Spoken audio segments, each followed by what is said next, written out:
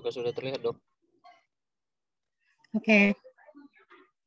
Baiklah, Assalamualaikum warahmatullahi wabarakatuh. Topik kita kali ini tentang oral kandidiasis. Slide.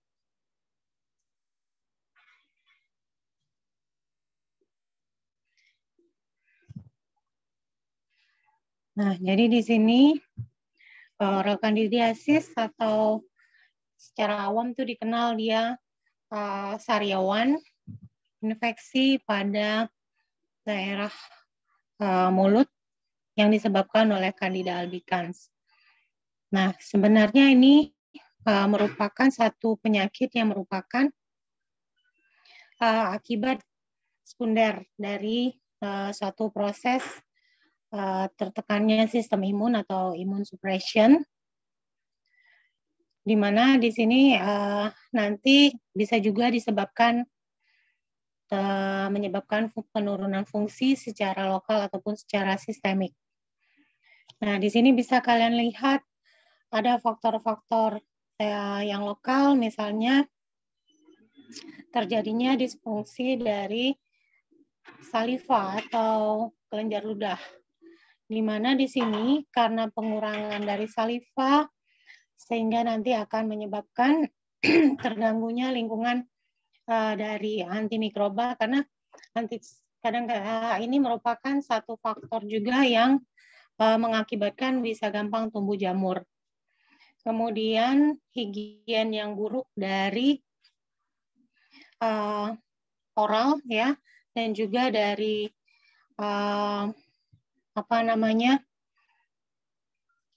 gigi palsu. Nah, kemudian penggunaan dari topical corticosteroid terapi ini juga bisa mengakibatkan faktor yang dari lokal merupakan lokal factor yang bisa menyebabkan terjadinya kandidiasis oral karena pemakaian dari obat yang kortikosteroid, misalnya pada obat inhalasi asma ya, diberikan secara kortikosteroid secara inhalasi. Kemudian faktor merokok. Nah, kebiasaan merokok ini juga menjadi faktor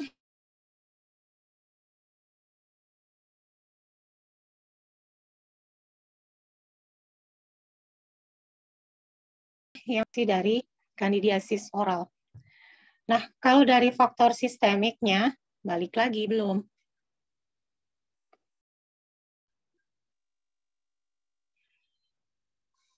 Nah, bisa disebabkan karena faktor usia, kemudian penggunaan broad spectrum. Seperti misalnya kalau pada pasien anak sering sekali dia datang dengan demam, ya kan, demam, kemudian di treatment, tapi treatmentnya itu dengan antibiotik yang broad spectrum. Akibatnya menyebabkan terjadinya sekunder infeksi. Maka bisa terjadi infeksi dari jamur, tumbuhlah jamur ya. Dan faktor-faktor lainnya yang menyebabkan imunosupresi, termasuk dari faktor nutrisi, kekurangan zat besi, zinc, magnesium, dan lainnya itu juga menjadi faktor pencetus. Atau adanya penyakit-penyakit yang menyebabkan penyakit-penyakit seperti HIV, itu sering sekali menyebabkan cenderung timbul dari jamur, dari terutama oral kandidiasis. Makanya sebenarnya kalau pada pasien-pasien dental atau pasien-pasien dokter gigi gitu ya, itu dokter giginya diharapkan hati-hati gitu ya untuk menerima pasien, harus antara setelah dari satu pasien itu benar-benar oralnya itu harus dibersihkan, karena kadang-kadang karena anamnesisnya kurang dan juga dengan mungkin masih fase yang awal jadi nggak terdetek, tapi itu merupakan satu faktor yang bisa menyebabkan penyebaran nantinya spread ya kan, karena kan dia merupakan jamur yang bisa menular gitu dari pipanya, makanya harus hati-hati. Kemudian juga dari faktor kemoradiasi dan adanya gangguan penyakit endokrin seperti diabetes, itu juga menyebabkan penurunan imun tubuh, akibatnya bisa timbul penyakit jamur, pertama yang oral ya. Lanjut. Kasihan.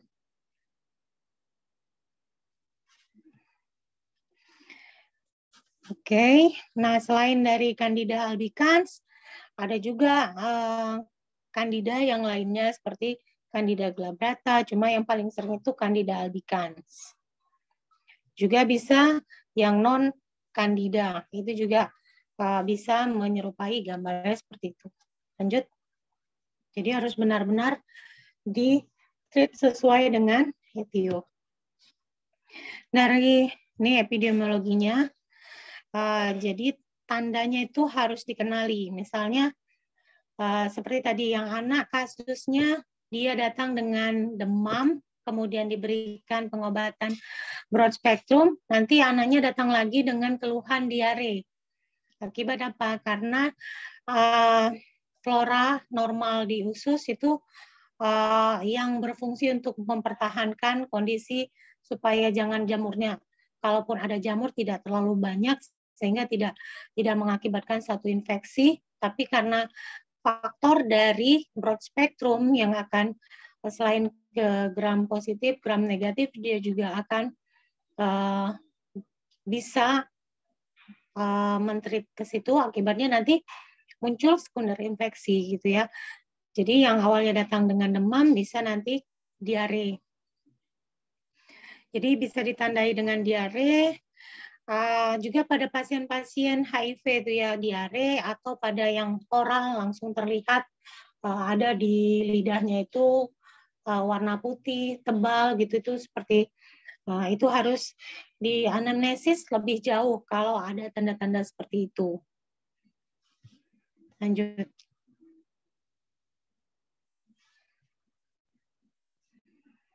Nah, ini patofisiologinya. Oke, lanjut aja. Tadi udah ini ya, karena penggunaan obat dan segala macam, karena faktor juga dari imunosupresi. Oke.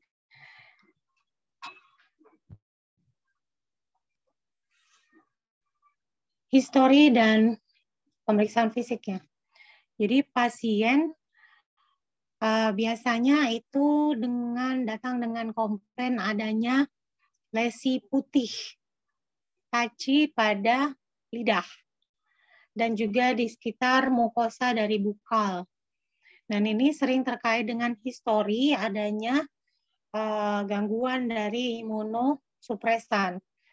Bisa karena riwayat merokok, kemudian antibiotik, seperti tadi sudah dijelaskan, juga penggunaan steroid, kemudian obat-obat pada pasien yang transplantasi, karena penggunaan steroid ya, itu akan menekan sistem imun, akibatnya jamur gampang tumbuh.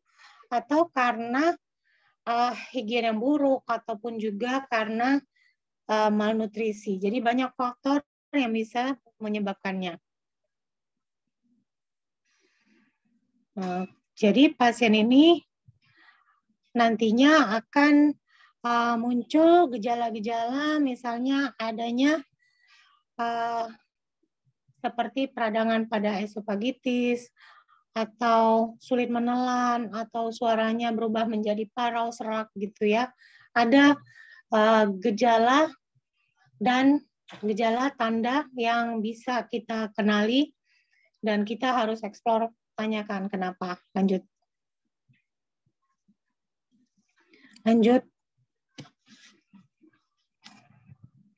Nah, ini cara menilainya. Ini saya lanjut aja karena ini udah.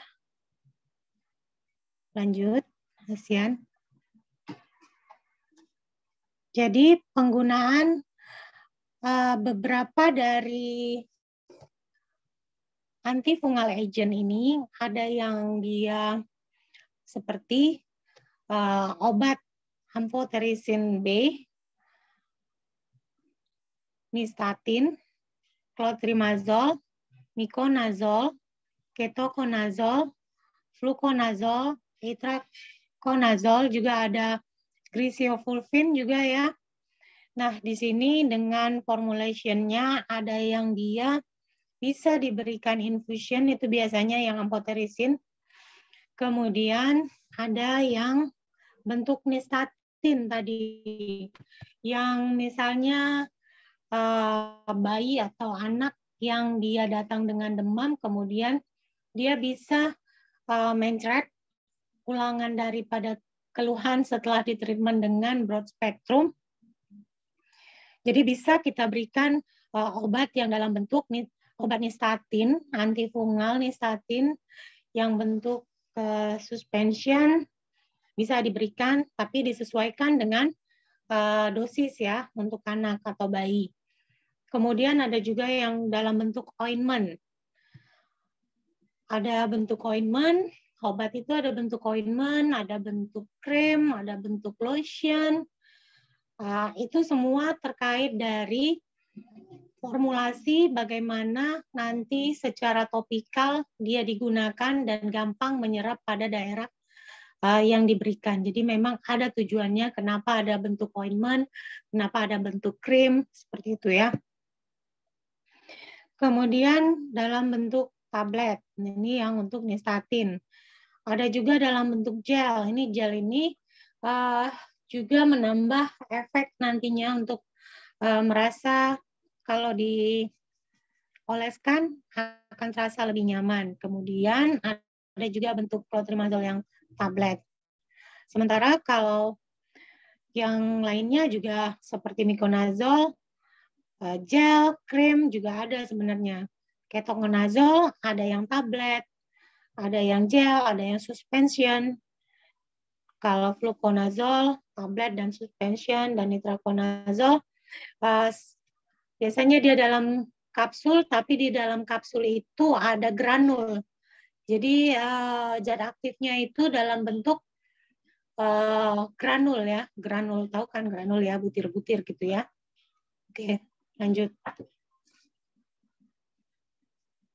Nah, ini mekanisme kerjanya seperti ada grup derivat dari polyens, kemudian ada derivat yang 5 fluorositosin, kemudian ada yang derivat azol. Boleh dilanjut? Nah, di sini seperti misalnya yang menurut dari gambar ini bisa kita lihat langsung bahwa untuk yang derivat dari fluositosin itu dia menghambat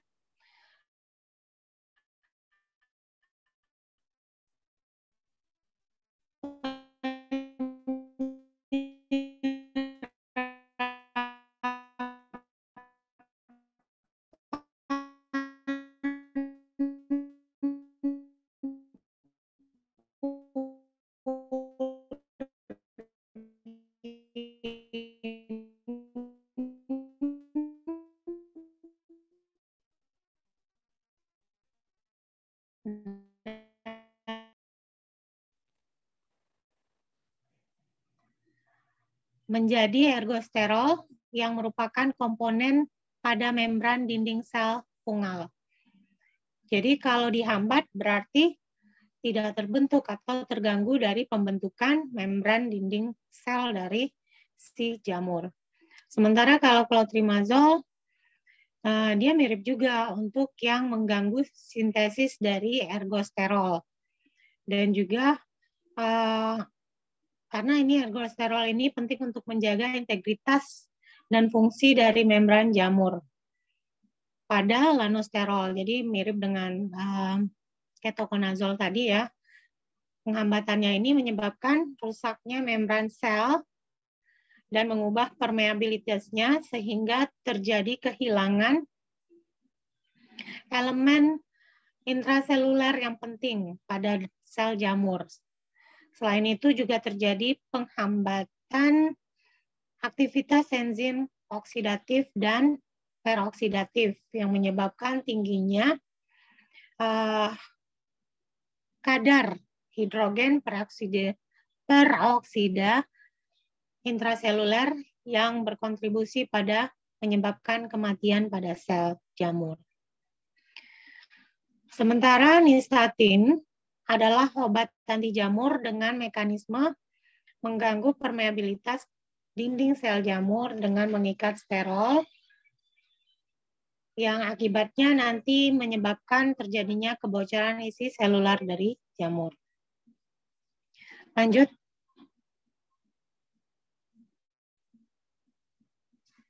Nah, treatment dan manajemen di sini terbagi atas yang mild, kemudian ada yang moderate, kemudian ada yang berulang atau berat gitu ya. Nah, jadi kalau yang ringan-ringan aja ini bisa kita berikan pemberian treatment. Misalnya kalau untuk kandidiasis oral ini yang proses, jadi dihisap gitu ya, clotrimazole, proses, kemudian diberikan secara oral bisa.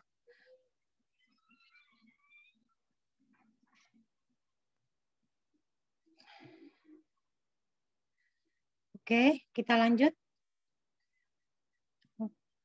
Atau penggunaan lainnya dari antifungal yang lain seperti nystatin oral suspension, ini juga bisa diberikan.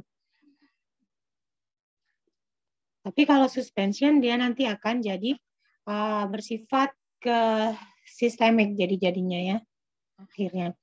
Kemudian ada untuk yang moderate, kita bisa gunakan yang fluconazole, yang oral. Kemudian kalau untuk yang kondisi refraktori dari disease ini bisa kita gunakan yang itraconazole. Lanjut.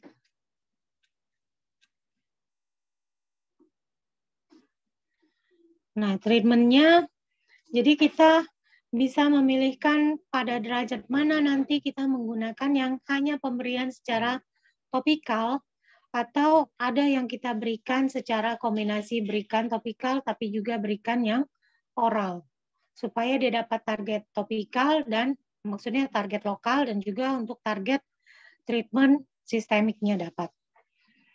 Nah, sebenarnya pengobatannya ini lama ya. 7 hari itu paling singkat, tapi biasanya dia tidak kurang dari 14 hari. 14 hari, 2 minggu ya. Oke. Kemudian faktor-faktornya ya kalau udah tahu ya dihindari ya. Lanjut.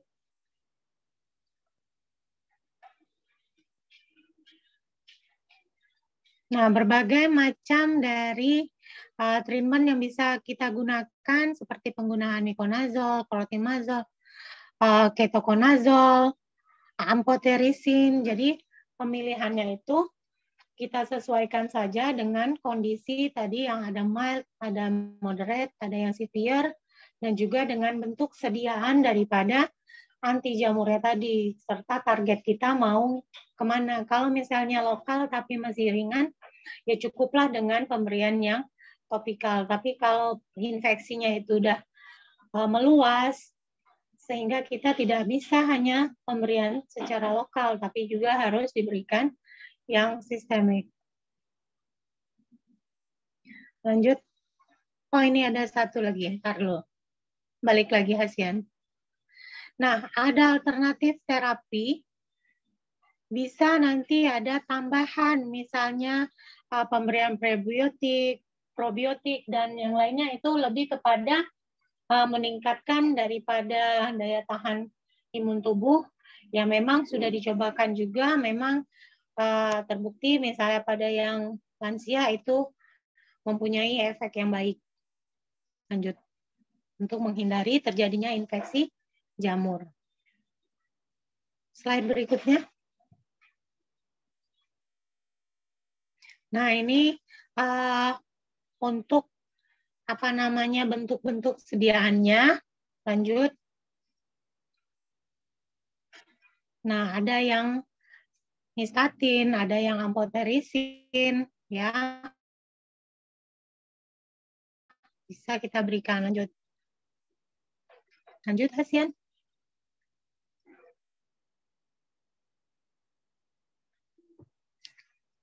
Ada mikostatin krim dan bentuk yang hidroquinol. Ini antifungal juga. Dan dia juga punya efek sebagai antibakterial. Lanjut.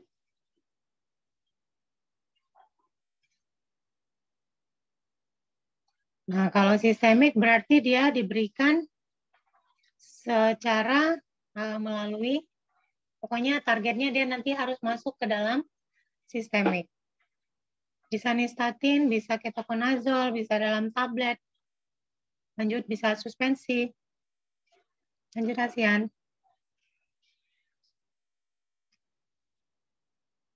Ada juga obat tetraconazole. Tetraconazole yang tadi saya sebutkan bahwa dia dalam bentuk kapsul, tapi di dalamnya itu bergranul, bukan serbuk ya. Kemudian ada fluconazole. Lanjut.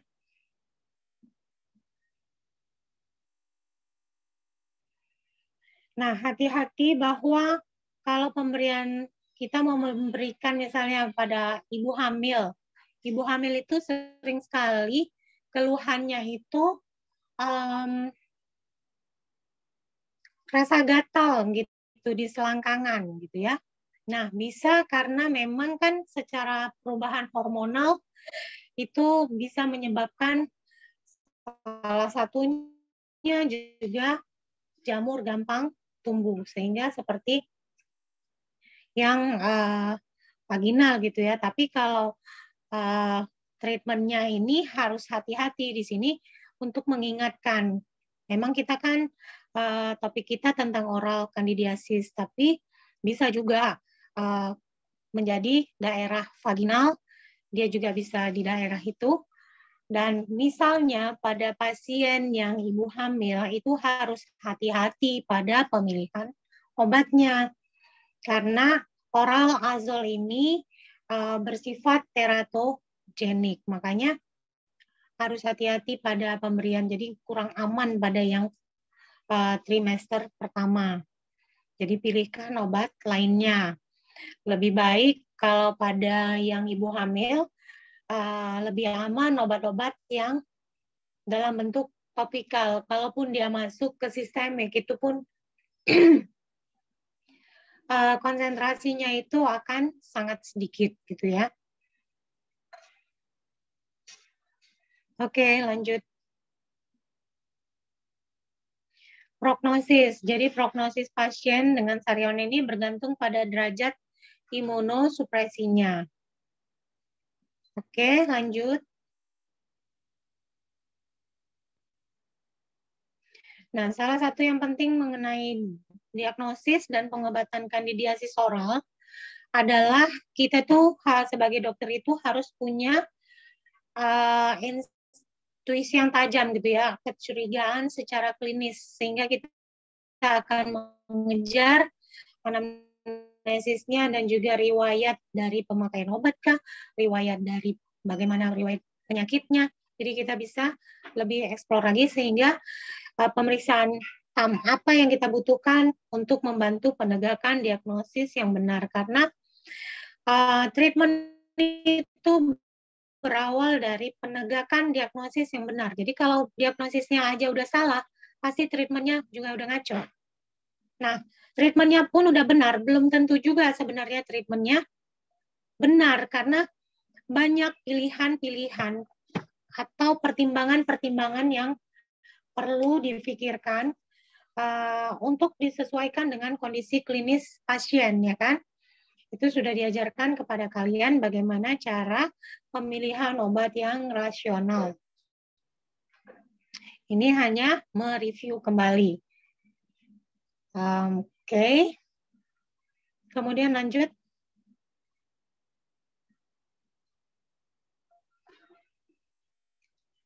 Nah, di sini perlunya enhancing healthcare team outcomes. Jadi perlu memang kerjasama tim ya. Kalau memang misalkan dalam satu healthcare center misalnya ya, beda dengan kalau kita praktek mandiri gitu sendiri yang memang menjadi tanggung jawab kita penuh. Tapi kalau misalnya ini rawat bersama, berarti ini adanya satu tim yang dibutuhkan. Jadi dari sejak didiagnosis dan diobati dengan kandidiasis oral, harusnya di sini punya beberapa hal yang penting. Pada pasien, tim medis harus bekerja sama sebagai tim interprofesional.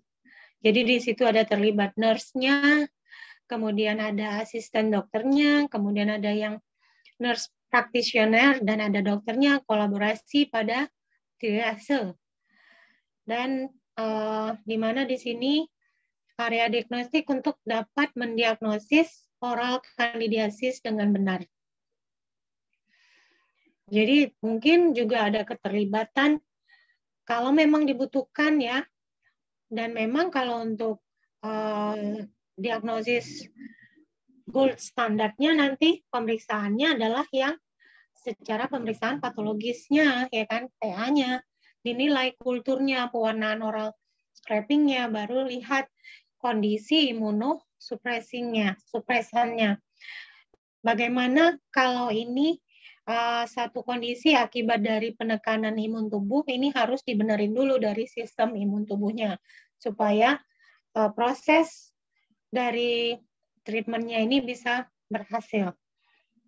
Jadi misalkan juga ada beberapa dokter spesialis lainnya yang harus terlibat mungkin untuk melihat pasiennya secara lebih lanjut, memonitor apabila kondisinya ini merupakan satu penyakit kronis. Nah, karena di sini interpersonal nih, interprofesional. Jadi selain dari yang tadi disebutkan, juga ada peran dari farmasis. Dia sebenarnya di sini memang tugas dokter juga ya, langsung mengedukasi pasien. Tapi pada saat memberikan obat, jadi dari resep tadi ditebus, kemudian kan dia ketemu dengan farmasis tuh. Jadi farmasis itu akan mengedukasi pasien pentingnya terhadap kepatuhan meminum obat. Jadi mengingatkan kembali. Walaupun harusnya memang dokter kalian juga sudah diajarkan tuh ya bahwasannya ada education to patient ya kan. Jadi setiap kita memberikan obat, kita harus beritahu tentang pentingnya dia mengenal obat penyakit yang dideritanya dengan obat yang diminumnya atau dikonsumsinya. Supaya dia paham, supaya dia mengerti, dan dia akhirnya bisa mematuhinya gitu. Nah, tapi peran farmasi juga ada untuk mengedukasi pasien serta mengingatkan kembali bahwa harus patuh minum obat, memantau dosisnya, kemudian memeriksa interaksi obat. Karena dia ini juga merupakan bagian dari tim healthcare. Nah, pasien dengan DM yang mendesak gitu ya, ini harus perlu langsung dimonitor kadar gula darahnya, karena tadi sudah disebutkan adanya penyakit endokrin seperti salah satunya adalah DM, itu juga nanti akan menekan sistem imun dan gampang muncul jamur. Nah, pasien juga diberitahu bahwa dia sebaiknya menghentikan kebiasaan merokok. Dan kalau pada pasien, dijelaskan kepada pasien bahwa kalau dia menggunakan steroid inhalasi, sebaiknya setelahnya dia berkumur-kumur dengan air sesudah memakai obat tersebut. Dan kita tetap memonitornya, maksudnya dari tim klinisi itu harus tetap memfollow up dari treatment, misalnya diberikan steroid inhalasi, supaya jangan terjadi pertumbuhan kandidiasis oral ya, akibat dari edukasi yang salah gitu, atau tidak diberikan edukasi. Akibatnya pasiennya nggak kumur-kumur, higien dari oralnya itu buruk, itu akan cenderung meningkatkan resiko dari kandidiasis oral. Kemudian perawat juga ada peran. Dia memberikan obat untuk pasien yang rawat inap. Dan dia memberitahu petunjuknya yang sudah diberikan oleh dokter, dan dia akan mengingatkan kembali pada pasien yang dirawat inap. Jadi ini yang interprofesionalnya pada satu healthcare center ya. Nah, jadi hanya dengan kolaborasi interprofesional team, pendekatan dapat dilakukan untuk treatment kandidiasis oral dengan hasil yang optimal. Lanjut.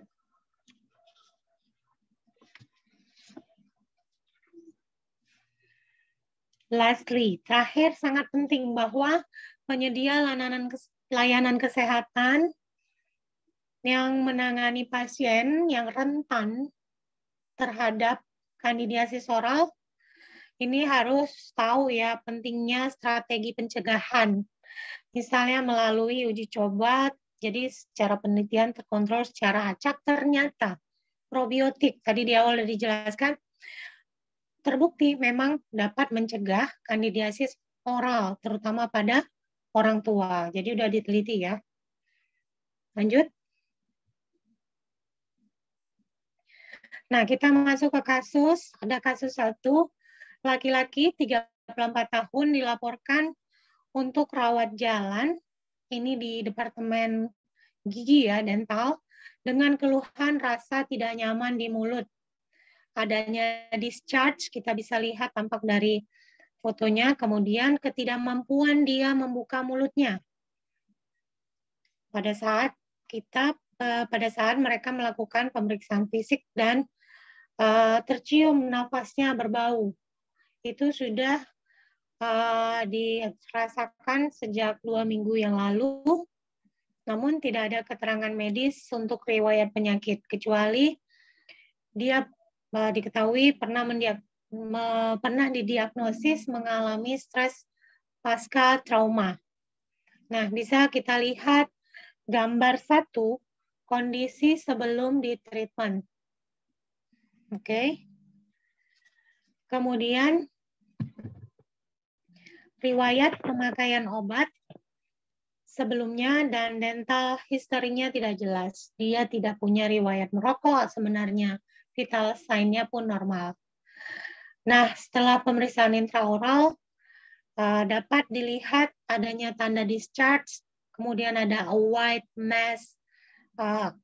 mouse-like appearance, dan adanya ulcerative lesion di bibir dan di lidah, kemudian di mukosa bukal antara antara pipi ya dengan gusi ya. Nah, disertai nafas berbau dan tampak celah di sudut mulutnya, ada fisur, celah gitu ya, garis. Pasien mempunyai beberapa atau dia ini mengalami giginya udah ompong gitu, gigi dari pasiennya ini sudah ompong dan oral higiennya itu jelek. Nah, setelah kita lihat di gambar selanjutnya, dia ternyata respon pada pemberian antifungal dan sembuh total tanpa perlu terapi lebih lanjut. Obat apa yang diberi pada kasus ini? Pertanyaannya. Lanjut. Pasien. Nah, untuk case 2, pasien wanita 60 tahun berobat juga ke Departemen Oral, diamati adanya lesi mukosa mulut, tidak sembuh pada langit-langit palatum ya, hard palatum dan soft selama 1,5 bulan. Dari riwayat penyakit, dia diketahui menderita COPD atau chronic obstruction pulmonary disease. PPOK, dan di treatment dengan bronchodilator, inhaler, sebagai reliever. Ingat ya, ada treatment reliever dan ada sebagai controller. Ya. Nah, ini sebagai reliever. Pada pemeriksaan intraoral, tampak gambaran whitish yellow, slightly elevated spots yang diperiksa pada area langit-langit keras dan lunaknya. Kita bisa lihat gambar 1A dan B. Itu diperlihatkan di gambar 1A dan B. Boleh dilihat?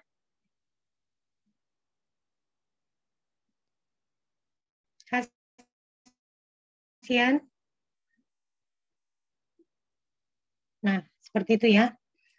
Bisa terlihat gambarannya. Pada scratching, lesi menjadi scrapable dan left diffuse erythematous, dan hapusan yang dibuat dari pengikisan lesi dikirim untuk analisis sitologi untuk menilai keberadaan hipanya. Itu figur atau gambar yang kedua. Setelah 15 hari, pasien mendapatkan remisi dari lesinya. Jadi ada progres di sini. Treatment apa yang didapatnya? Pertanyaannya. Pertanyaannya, treatment apa yang didapatkannya? Sehingga dia memperoleh remisi. Jadi penyembuhan, progresnya. Oke, berikutnya.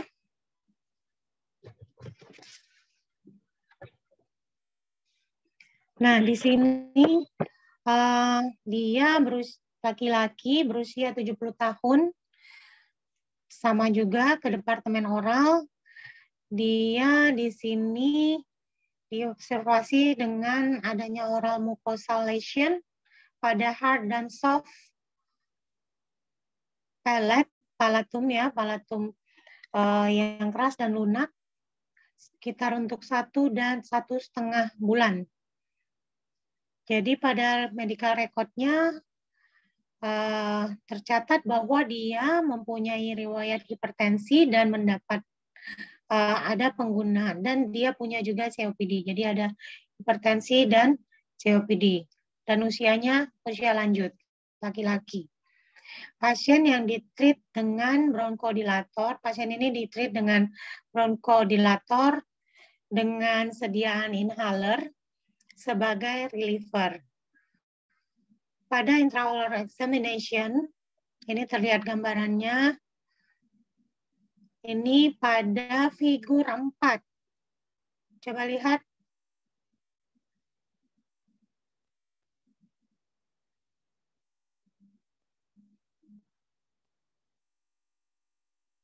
Figur 6 ini. 4-nya yang ini. Oke. Ini tampak adanya whitish yellow, dan itulah gambarannya ya tadi ya, untuk tanda-tanda bahwa sudah ada oral infeksi dari oral candidiasis. Lanjut yang tadi balik.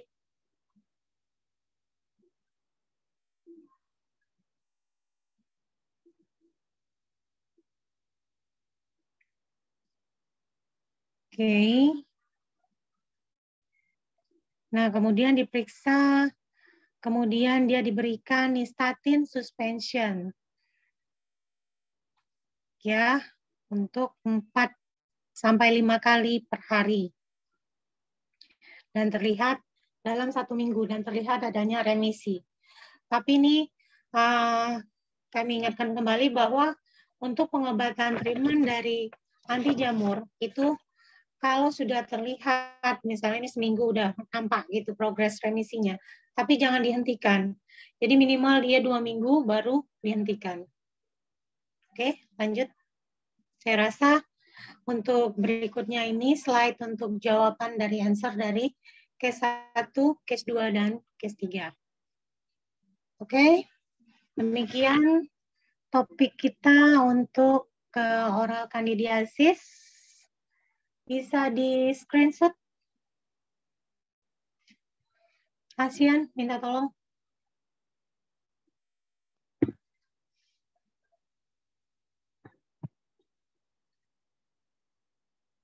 Kasihan. Hasian? Hasian? Bisa, Dok. Hasian, kalau misalnya pelaporan itu harus segera dilaporkan ya? Maksudnya pelaporan untuk screenshot atau misalnya kita ada kuliah ganti nih, Ya, Dok. itu harus langsung dilaporkan. Biasanya Atau kita menggunakan waktu dan tanggal sesuai jadwal. Oh, kalau itu kurang tahu, Dok, kalau untuk itu, Dok. Tapi mungkin kalau untuk apa, Dok? Mungkin dokter